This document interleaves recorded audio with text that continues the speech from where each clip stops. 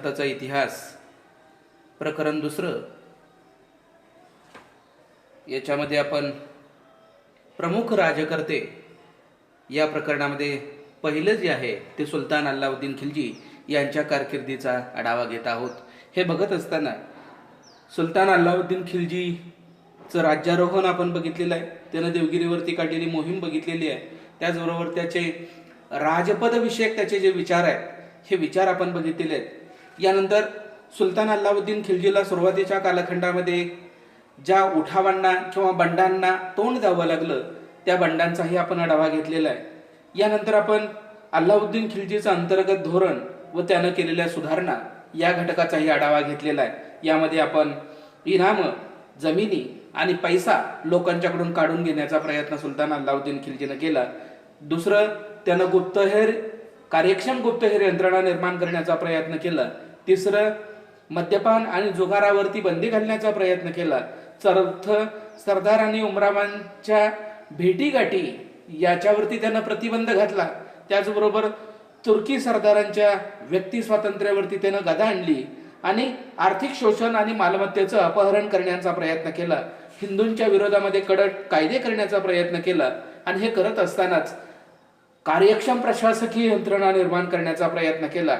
यामधूनच त्यानं मध्यवर्ती प्रशासन व्यवस्था आणि न्याय व्यवस्था निर्माण केली. हे करत असताना दिवाने वजारत, दिवाने अर्ज, दिवाने इन्शा, दिवाने रसालत आणि दिवाने रियासत या स्वतंत्र मंत्रिमंडळ विभागांची त्यानं निर्मिती केलेली आहे. यानंतर पुढचा जो घटक येतो तो म्हणजे सैन्य व्यवस्था. कारण कोणतंही राज्य हे त्या राज्याच्या सैन्य व्यवस्थेवरती अवलंबून असतं. म्हणजे ते किती काळ टिकणार आहे हे सैन्याचं स्वरूप सांगत असतं. पर्यायानं अल्लाउद्दीन खिलजीनं राज्य विस्तार आणि सत्ता टिकविण्यासाठी ज्या काही गोष्टी आवश्यक होत्या त्या आवश्यक गोष्टी करण्याचा प्रयत्न केलेला आहे. अल्लाउद्दीनच्या काळातील इतिहासकार जियाउद्दीन बर्नी यानं असं म्हटलेलं आहे की kingship is army and army is kingship. सैन्य म्हणजे राज्य आणि राज्य म्हणजे सैन्य, अशा प्रकारचं वर्णन इब्न बतूता, जियाउद्दीन बर्नी यानं तारीखी फिरोशाही या ग्रंथामध्ये करण्याचा प्रयत्न केलेला आहे. राज्यपदासाठी सैन्य महत्वाचं मानून तसंच प्रचंड साम्राज्य विस्तार आणि परकीय आक्रमणापासून देशाचं संरक्षण, देशात शांतता व सुव्यवस्था राखण्यासाठी सुलतान अल्लाउद्दीन खिलजीनं विशाल सेना उभी करण्याचा प्रयत्न केलेला आहे. तसंच त्यानं या व्यवस्थेमध्ये आमूलाग्र बदल घडवून आणत आरिज ए मामलिक म्हणजे युद्ध मंत्री हा स्वतंत्र विभाग तयार केला आणि या स्वतंत्र विभागाचे पुन्हा 4 विभाग पाडलेले आहेत. केंद्रीय नियमित सेना, प्रांतीय सुभेदाराची नियमित सेना, मोहिमांसाठीची अस्थायी सेना आणि जिहाद किंवा ज्याला आपण धर्मयुद्ध म्हणतो ती धर्मयुद्ध लढणारी सेना. याशिवाय सैन्यामध्ये पायदळ, घोडदळ, हत्तीदळ हे सर्व विभाग अस्तित्वात होते. राजधानीमध्ये 4,50,000चं सैन्य सतत युद्धासाठी सज्ज असे. सर्व सैनिकांना रोख पगार देण्याची व्यवस्था सुलतानाने केलेली होती. सैन्यामध्ये कार्यक्षमता आणि काटेकोरपणा येण्याच्या दृष्टिकोनातून अल्लाउद्दीन खिलजीनं सैन्यामध्ये काही महत्वपूर्ण सुधारणा सुद्धा घडवून आणण्याचा प्रयत्न केलेला आहे. यामध्ये त्यानं पहिल्यांदा खडं सैन्य तयार करण्याचा प्रयत्न केलेला आहे. मोठ्या संख्येनं कायमस्वरूपी खडं सैन्य उभा करणारा अल्लाउद्दीन खिलजी हा पहिला सुलतान होता. या सैन्याचा पगार राज्याच्या खजिन्यातून रोख स्वरूपामध्ये दिला जात होता. पायदळ, घोडदळ व हत्तीदळ हिंदू मुस्लिम या दोन्हींमधून सैन्याची भरती केली जात होती. शिवाय अंगरक्षकांची सुद्धा मोठी संख्या निर्माण करण्यात आलेली होती. त्यांना जानदार या नावानं ओळखलं जात होतं. त्यांची नेमणूक स्वतः सुलतान करत असे. कारण सुलतानाच्या संरक्षणासाठी हे अंगरक्षक दल निर्माण करण्यात आलेलं आहे आणि अंगरक्षक दल निर्माण करणारा पहिला सुलतान म्हणून अल्लाउद्दीन खिलजी ओळखला गेलेला आहे.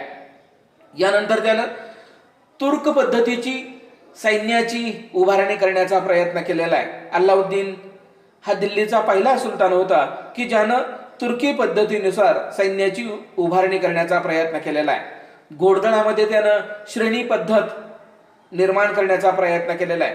पहिल्या श्रेणीतील सैनिकाला 2 पेक्षा अधिक घोडे ठेवावे लागत होते. त्याला 234 टंका एवढा वार्षिक पगार सुलतानाकडून दिला जात होता.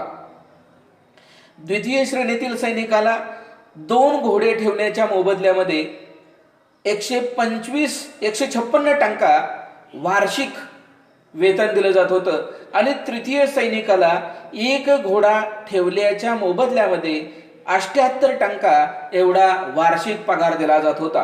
पर्यायानं सामान्य सैनिकातील पराक्रमाला उत्तेजन देण्यासाठी अशा प्रकारची व्यवस्था सुलतान अल्लाउद्दीन खिल्जीनं केलेली आहे. यानंतर त्यानं सैनिकांना रोख पगार देण्याची व्यवस्था केलेली आहे. कोणत्याही सेनाधिकाऱ्याला अथवा सैनिकाला पगाराऐवजी जहागीर देण्याची प्रथा सुलतानानं बंद केलेली आहे. कारण गुलाम घराण्यातील सुलतानांच्या कालखंडामध्ये कामाच्या मोबदल्यामध्ये जहागीर दिली जात होती, परंतु सुलतान अल्लाउद्दीन खिल्जीनं कामाच्या मोबदला हा रोख स्वरूपामध्ये देण्याचा प्रयत्न केलेला आहे. सैनिकांना रोख पगार देण्याची व्यवस्था करणारा सुद्धा अल्लाउद्दीन खिल्जी हा पहिला सुलतान आहे. त्यानंतर त्यानं चेहरा रजिस्टर ठेवण्याची पद्धत सुरू केलेली आहे.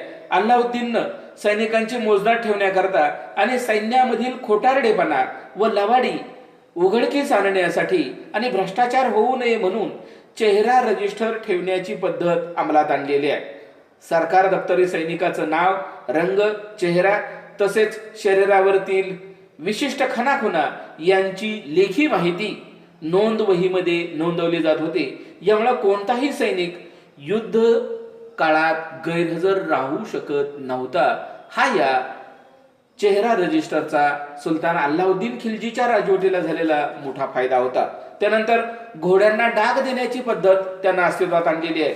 घोड्यांची आदला बदल करता येऊ नये यासाठी घोड्यांना डाग देण्याची पद्धत अल्लाउद्दीननं सुरू केली आणि त्यामध्ये काटेकोरपणा ठेवलेला होता.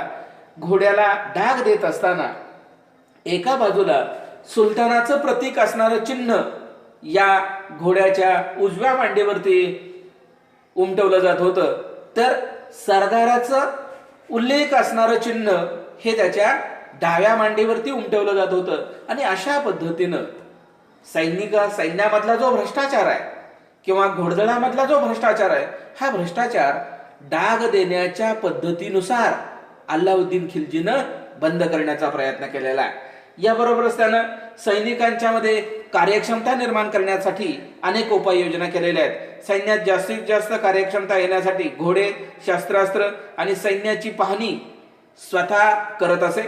सैनिकांच्या कल्याणार्थ अल्लाउद्दीननं काही उपाययोजना केल्या. मलक कपूरला सांगितलेलं होतं आणि त्यानुसार विजयी सैनिकांचा सन्मान करण्याची योजना या अल्लाउद्दीन खिल्जीनं सुरू केलेली आहे. अल्लाउद्दीनच्या लष्करी सुधारणाबाबत कर्नल गौतम शर्मा यांनी त्यांच्या भारतीय सेना व युद्धकला या ग्रंथात असं मत व्यक्त केलेलं आहे की नवीन लष्करी सुधारणा राबविणारा अल्लाउद्दीन खिल्जी हा पहिला सुलतान होता. पर्यायानं दिल्ली सुलतानशाहीच्या इतिहासामधील सर्वश्रेष्ठत्वाचा मान या सगळ्या गोष्टींचा विचार करून दिला गेलेला आहे हे या ठिकाणी स्पष्ट होतं. त्यानंतर त्यानं आर्थिक सुधारणा राबविण्याचा प्रयत्न केलेला आहे. अल्लाउद्दीन खिल्जीनं आर्थिक सुधारणांची काटेकोर अंमलबजावणी करण्याचा प्रयत्न केलेला आहे.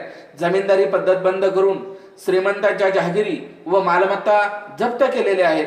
निवृत्त अधिकाऱ्यांच्या निवृत्ती वेतनात कपात केलेली आहे. राज्याच्या सेवेबद्दल जमीन देण्याची पद्धत त्यानं बंद केलेली आहे. लोकांच्या खाजगी संपत्तीवरती नियंत्रण प्रस्थापित केलेलं आहे आणि केंद्र सरकार आर्थिक दृष्ट्या सक्षम करणं हा हेतू या पाठीमागे होता आणि म्हणूनच त्यानं केलेल्या आर्थिक सुधारणा या सुलतानशाहीच्या विकासाला हातभार लावण्यासाठी कारणीभूत ठरलेल्या आहेत. याबरोबरच त्यानं बाजार नियंत्रण व वस्तू भाव नियंत्रण करण्याचा प्रयत्न केलेला आहे. अल्लाउद्दीननं विशाल साम्राज्य निर्मितीसाठी कायमस्वरूपी मोठं सैन्य उभारण्याचा प्रयत्न केलेला होता. बाजारात वस्तूंच्या किमती वाढल्या की सैनिकांचे पगार वाढवावे लागत होते. याचा राज्याच्या खजिन्यावरती विपरीत परिणाम होत होता आणि यामुळं वस्तूंच्या किमतीवरती कडक नियंत्रण प्रस्थापित करण्यासाठी अल्लाउद्दीन खिल्जीनं उपाययोजना केलेली आहे. सैनिकास दिलेल्या पगारामध्ये त्याचा खर्च चालला पाहिजे, याकरता त्यानं बाजाराच्या संबंधी कडक कायदे केलेले आहेत. या कायद्यांचा उद्देश लोकांना वाजवी भावानं माल मिळावा असा नसून त्याच्या सैनिकी व्यवस्थेवरती भाववाढीमुळे निर्माण होणाऱ्या पगारवाढीचा ताण बसू नये हा होता. जनतेलाही त्याचा फायदा होत असे. वस्तूंचे भाव नियंत्रित करून प्रजेला स्वस्त दरामध्ये वस्तू उपलब्ध करून देण्याची अल्लाउद्दीन खिल्जीची कल्पना खरोखरच त्या काळामध्ये क्रांतिकारक होती. त्यानं निश्चित केलेल्या वस्तूंचे भाव खालील प्रमाणे दिलेले आहेत. 1 मन गहू 7.5 जितलला मिळत होते. 1 मन तांदूळ 5 जितलला मिळत होते. 1 मन डाळ 5 जितलला मिळत होती. 1 मन उडीद 5 जितलला मिळत होते. 1 मन साखर 1.25 जितलला मिळत होती. 1 मन मीठ 5 जितलला मिळत होतं. 2.5 शेर तूप 1 जितलला मिळत होतं. त्याचबरोबर कापडाचे दरही दिलेले आहेत. दिल्लीमध्ये 1 नग रेशीम किंवा ज्याला आपण तागा म्हणतो, 1 तागा रेशीम 16 टंकाला मिळत होतं. सिलट कापड 1 नग 6 टंकाला मिळत होतं. सिलट कापड मध्यम प्रतीचं 4 टंकाला मिळत होतं आणि कनिष्ठ प्रतीचं कापड 2 टंकाला मिळत होतं. 1 चादर 10 जितल ला मिळत होते. याशिवाय उत्तम प्रतीचा घोडा 100 ते 120 टंकाला मिळत होता. मध्यम प्रतीचा घोडा 80 ते 90 टंकाला मिळत होता आणि कनिष्ठ प्रतीचा घोडा हा 65 ते 70 टंकाला मिळत होता. तट्टू हा 10 ते 25 टंकाला मिळत होता. दुभती गाय 10 ते 12 टंकाला मिळत होती. मध्यम प्रतीची गाय 3 ते 4 टंकाला मिळत होती. घरकाम करणारी सुंदर मोलकरीण 20 ते 40 टंकाला मिळत होती. घरकाम करणारा गडी हा 20 ते 30 टंकाला मिळत होता. अशा पद्धतीची बाजार नियंत्रणाची किंवा ज्याला आपण बाजारभाव नियंत्रण किंवा वस्तू नियंत्रण म्हणतो, हे वस्तूचं भाव नियंत्रण करण्याचं काम या सुलतान अल्लाउद्दीन खिल्जीनं केलेलं होतं, हे या ठिकाणी स्पष्ट होतं. पर्यायानं सुलतान अल्लाउद्दीन खिल्जीची ही जी बाजार नियंत्रणाची व्यवस्था आहे, ही बाजार नियंत्रणाची व्यवस्था ही मध्ययुगीन भारताच्या इतिहासामध्ये पहिल्यांदा होती, राबवली जात होती आणि यामुळेच सुलतान अल्लाउद्दीन खिल्जीला एक अर्थतज्ञ सुलतान म्हणून ही ओळखलं गेलेलं आहे. त्याचबरोबर अल्लाउद्दीन खिल्जीनं भाव नियंत्रण ही अत्यंत नाविन्यपूर्ण योजना आश्चर्यकारक जरी वाटत असली तरी सुद्धा अल्लाउद्दीन खिल्जीनं ही योजना सुरू करण्यासाठी दीर्घकाळ याचा विचार केलेला आहे आणि अनेक वेळा विचार मंथन केल्यानंतर ही योजना त्यानं प्रत्यक्षात आणलेली आहे. अल्लाउद्दीनने ठरवून दिलेल्या किमती त्याच्या हयातीपर्यंत कायम होत्या. कोणी वजनामध्ये लबाडी केली तर त्याच्या अंगावरचं मांस जेवढे कमी वस्तूचं वजन असेल तेवढं अंगावरचं मांस त्या व्यापाऱ्याच्या अंगावरचं मांस काढून घेतलं जात होतं. मालाच्या वजना इतकं ते काढलं जात होतं. त्याच्या या धोरणामुळं जरब बसून परिस्थिती सुधारण्यास मदत झाली. संपूर्ण बाजारावरती दिवान ए रियासत याचं नियंत्रण प्रस्थापित झालं. त्याचा प्रमुख नायब ई रियासत होता. सर्व व्यापाऱ्यांना आपली नावं शहनाई मंडी यांच्या दप्तरामध्ये नोंद करावी लागत होती. खोटी वजनं माप वळगणाऱ्यांना किंवा काळा बाजार करणाऱ्यांना व्यापाऱ्यांना फटके मारण्याची कडक शिक्षा दिली जात होती. अल्लाउद्दीनची ही योजना व्यापाऱ्यांच्या दृष्टीनं हानिकारक होती, कारण या व्यवस्थेमुळे त्यांचा भरमसाठ नफा कमविण्याच्या वृत्तीला आळा बसला होता. परंतु सैनिकांच्या कल्याणाचा जर विचार केला आणि राज्याच्या अर्थव्यवस्थेचा जर विचार केला तर मात्र ही योजना अत्यंत चांगली होती असं आपल्याला म्हणता येईल. अल्लाउद्दीनच्या बाजार नियंत्रणाच्या बाबतीत डॉक्टर ईश्वरी प्रसाद असं म्हणतात की त्याच्या या धोरणामुळे केंद्रीय शासन सुदृढ होऊन उमरावांचा उपद्रव नाहीसा झाला आणि सर्व अधिकाऱ्यांवर त्याची हुकूमत निर्माण झाली. अशा पद्धतीचं वर्णन डॉक्टर ईश्वरी प्रसाद यांनी करण्याचा प्रयत्न केलेला आहे. याबरोबरच सुलतान अल्लाउद्दीन खिल्जीचं महसूल विषयक धोरण जे आहे हे सुद्धा अत्यंत महत्वपूर्ण आहे. अल्लाउद्दीननं नवे महसूल धोरण राबवलेलं आहे. गावातून महसूल गोळा करणाऱ्यांच्या सर्व जागा त्यानं मुकादम जे नियुक्त केलेले होते हे मुकादम त्यानं काढून टाकलेले आहेत. जमिनीची मोजणी करून जमीनदार व कुळ यांच्यामध्ये समान जमीन महसूल लागू केलेला आहे. सर्वांसाठी एकूण उत्पन्नाच्या अर्धा भाग महसूल वसूल केला जात होता. गाई बकरी यावरती त्यानं कर लागू केलेला आहे. बिगर मुस्लिम लोकांच्याकडून त्यानं जिजिया कर वसूल करण्याचा प्रयत्न केलेला आहे. त्याचे गरीब, मध्यम वर्ग व श्रीमंत या वर्गासाठी वसुलीचं प्रमाण 10%, 20% आणि 40% असं होतं असं सांगता येईल. याचाच अर्थ महसूल विषयक धोरणामध्ये त्यानं थोडीफार तफावत किंवा ज्याला आपण विषमता म्हणतो ती विषमता ठेवलेली आहे. श्रीमंत लोकांच्याकडून 10% आणि गरीब लोकांच्याकडून 40% महसूल गोळा करण्याचा प्रयत्न सुलतान अल्लाउद्दीन खिलजीकडून केला जात होता. परंतु या पाठीमागचा आढावा घेतला असता असं लक्षात येतं की सुलतान अल्लाउद्दीन खिलजीच्या कालखंडामध्ये जो उमराव वर्ग होता, जो सरदारांचा वर्ग होता, यांचा प्रभाव हा सुलतानावरती राहत असल्यामुळं सुलतानानं महसूल व्यवस्थेमध्ये अशा प्रकारची सवलत दिली असावी असं वाटतं. पर्यायानं आर्थिक व्यवहारासाठी त्यानं काही नाणी पाडण्याचाही प्रयत्न केलेला आहे. अल्लाउद्दीन खिलजीच्या कारकिर्दीमध्ये आर्थिक व्यवहार करण्यासाठी काही नाण्यांची निर्मिती करण्यात आलेली होती. त्याच्या कारकिर्दीमधली जी नाणी आहेत ही नाणी आपणाला म्हणजे कॉपर हाफ गनी, बिलुंगल कॉइन, बिलियन गनी, कॉपर हाफ, सिल्वर टंका कुला आणि सिल्वर टंका म्हणजेच तांब्याचं नाणं, तांब आणि पितळ मिश्रित नाणं, तांब आणि चांदी मिश्रित नाणं आणि पूर्णपणे चांदीचं नाणं, अशा प्रकारचे नाण्यांचे 5 प्रकार या सुलतान अल्लाउद्दीन खिलजीच्या कालखंडामध्ये अस्तित्वात होते. पर्यायानं अल्लाउद्दीन खिलजीच्या कार्याचा ज्या वेळेला आपण आढावा घेण्याचा प्रयत्न करतो त्यावेळेला अल्लाउद्दीन खिलजीच्या योग्यतेबाबत इतिहासकारांची वेगवेगळी मतं आपल्याला आढळून येतात. एल्फिस्टनच्या मते त्याची कारकीर्द अतिशय वैभवशाली होती आणि त्याने जरी अनेक चुका केल्या असल्या तरी त्याची कारकीर्द यशस्वी झाले असेच आपल्याला म्हणावं लागतं. तर या संदर्भामध्ये डॉक्टर व्ही स्मिथ असं म्हणतात की अल्लाउद्दीन हा अत्याचारी शासक होता आणि त्याला न्याय अन्यायाची चाड नव्हती. थोडक्यात व्ही स्मिथ सारखे इतिहासकार त्याची सुलतानशाहीला लाभलेला शाप म्हणून संभावना करण्याचा प्रयत्न करतात. परंतु अल्लाउद्दीन पराक्रमी योद्धा आणि यशस्वी सेनापती होता ही बाब सर्वच लोकांना मान्य करावी लागते. अल्लाउद्दीन विषयी परस्पर विरोधी मतं जरी दिसत असली तरी सुद्धा ज्या कालखंडामध्ये अल्लाउद्दीन खिलजीनं सुलतानशाहीचं नेतृत्व करण्याचा प्रयत्न केलेला आहे त्या कालखंडाचा जर विचार केला तर सुलतान अल्लाउद्दीन खिलजीनं जे निर्णय घेतलेले होते ते निर्णय त्या काळाच्या संदर्भामध्ये योग्य होते असंच आपल्याला म्हणावं लागेल. पर्यायानं सुलतानाच्या संदर्भामध्ये ज्या वेळेला त्याची योग्यता आपण बघतो त्या योग्यता बघत असताना भारताचा पहिला मुस्लिम सम्राट आणि साम्राज्य संस्थापक होता. स्थापत्य साहित्य आणि कलेची आवड आणि प्रगती करणारा पहिला सुलतान हा अल्लाउद्दीन खिलजी होता.